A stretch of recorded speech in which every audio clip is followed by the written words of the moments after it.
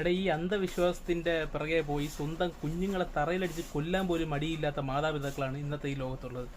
ഇതുപോലുള്ള ഗരുഡൻ തൂക്കം, ഇതുപോലുള്ള അന്ധവിശ്വാസങ്ങൾക്ക് വേണ്ടി കൊച്ചുങ്ങളെ എടുത്തതാണ്ട് ഇതുപോലുള്ള കള്ളുകൂടിയന്മാരുടെ കയ്യിൽ എടുത്തു കൊടുത്ത് മുകളിൽ കൊണ്ടുപോയി തൂക്കി കൊച്ചിനെടുത്ത് തറയിറങ്ങി കൊന്നാലും ഇവർക്ക് ദൈവം അതായിരുന്നു വിധിച്ചതെന്ന് വിചാരിച്ച് സമാധാനപ്പെടുന്നുള്ളതല്ലാതെ ഇവർക്ക് കൊച്ചു പോയതിൻ്റെ ഒരു വിഷമവും ഇതേപോലുള്ള മാതാപിതാക്കൾ കാണൂല. ഇത് പറയാതിരിക്കാൻ പറ്റാത്തോട്ട് പറയുകയാണ്.